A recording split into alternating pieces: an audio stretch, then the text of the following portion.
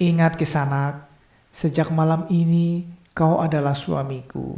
Kau tidak bisa lagi melayani orang lain, walaupun istrimu sendiri.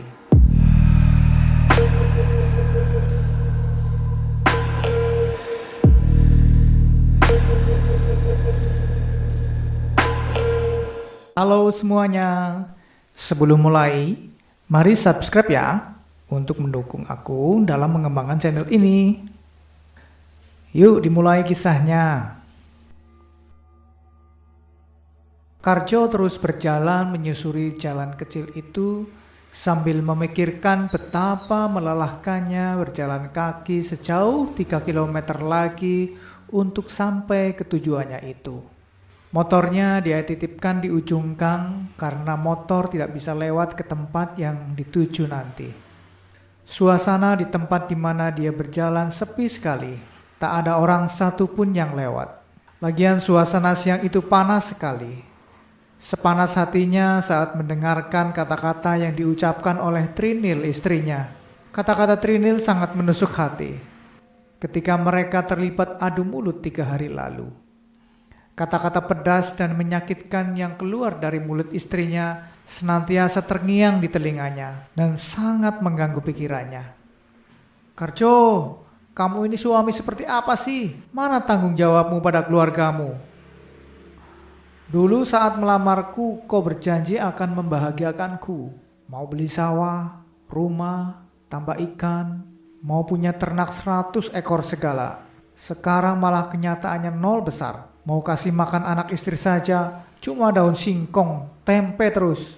Boro-boro mau jadi orang kaya, dasar lelaki tidak bertanggung jawab.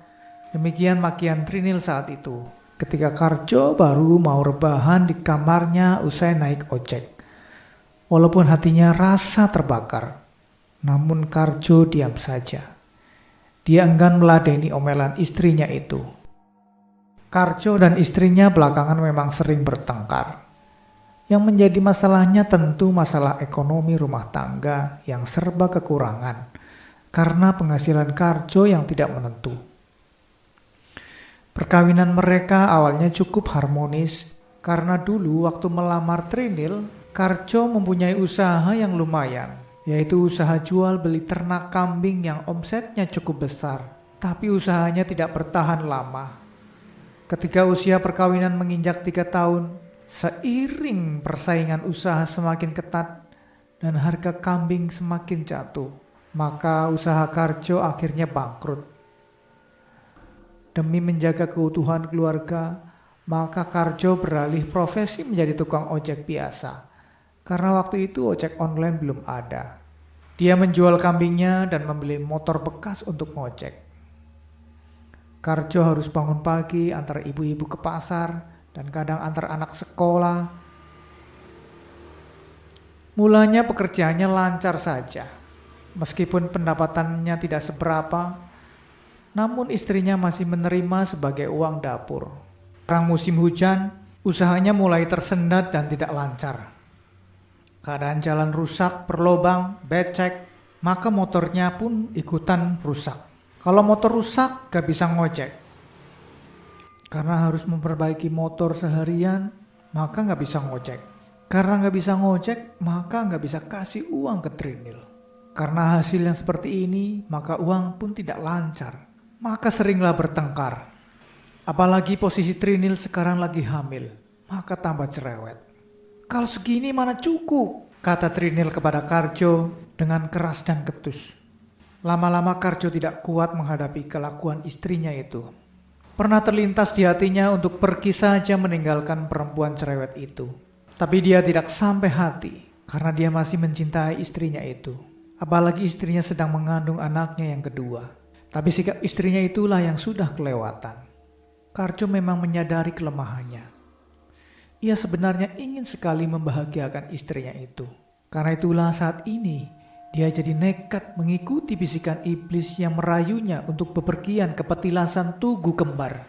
Yang konon menurut cerita burung, kalau di tempat itu orang bisa mendapatkan kekayaannya dengan cepat. Apalagi menurut cerita mereka yang pernah ke sana, kalau minta pesugihan di tempat itu tidak memerlukan persyaratan yang sulit.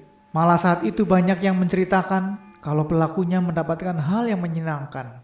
Sebenarnya petilasan yang terdapat di lereng bukit itu cuma sebuah kuburan kuno yang memiliki area yang tidak begitu besar. Orang menyebut tugu kembar karena sebelum memasuki petilasan ini akan melewati dua buah tugu berdampingan yang memang bentuknya kembar. Di kuburan kuno itu selalu bersih karena digunakan oleh pengunjungnya yang bermalam. Konon, Nyi Arum, penghuni gaib keramat itu, muncul pada saat tengah malam menemui mereka yang datang meminta pesugihan. Tiba-tiba berdiri bulu kuduk Karjo saat dia menginjakkan kakinya di petilasan itu. Suasana di situ sangat seram dan mencekam. Perlahan timbul rasa takut di hati Karjo. Suara desir angin menambah hatinya tambah ciut. Ingin rasanya dia membalikkan badannya dan pergi dari tempat itu. Tapi bayangan wajah istrinya seperti menghadangnya. "Tidak, aku tak boleh takut. Aku harus berhasil," ucapnya dalam hati. Karjo sampai di tempat ini sudah cukup malam. Tiba-tiba, selama datang ke sana, Karjo kaget sekali. Dia ingin berteriak, tapi lehernya seperti tercekik. Betapa tidak. Tiba-tiba saja, entah dari mana, di hadapannya sudah berdiri perempuan cantik yang mengenakan gaun merah transparan. Perempuan itu tersenyum pada Karjo.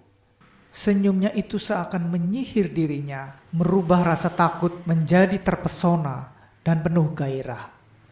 Ya, tentu saja Karjo terpesona karena perempuan yang berdiri di hadapannya tersenyum manis.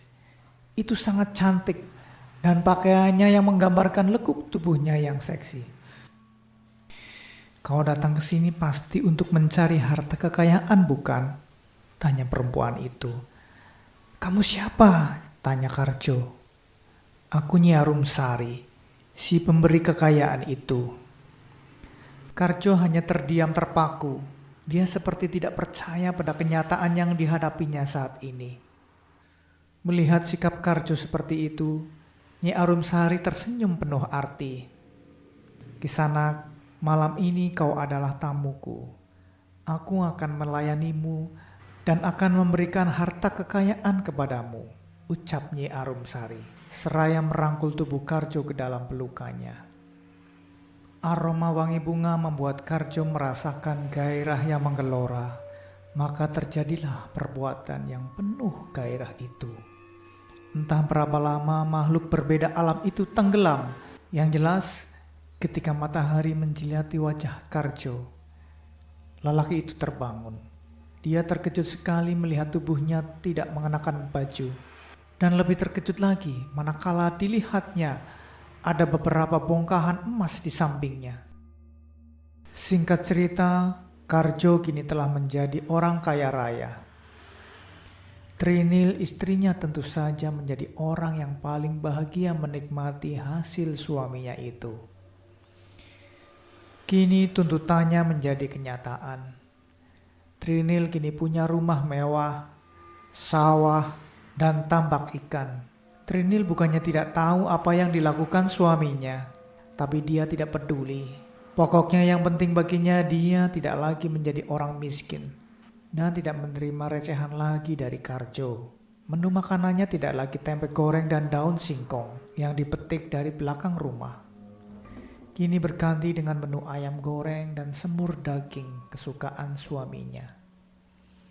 Sikapnya pun sudah berubah dan begitu memanjakan Karjo. Demikian juga halnya dengan Karjo. Dia merasa lega karena tidak lagi mendengar omelan dan makian istrinya. Meskipun sebenarnya jauh di lubuk hatinya menangis pilu. Karena meskipun dia sudah menjadi orang kaya dan terpandang, namun satu hal yang sama sekali tidak membuat dirinya bahagia dan bangga terhadap apa yang dimilikinya itu. Betapa tidak, karena Karjo kini sudah kehilangan jati dirinya sebagai seorang lelaki sejati. Karjo sudah kehilangan keperkasaannya. Dia tidak mampu lagi melayani kebutuhan biologis istrinya. "Ingat Kisanak, sejak malam ini kau adalah suamiku.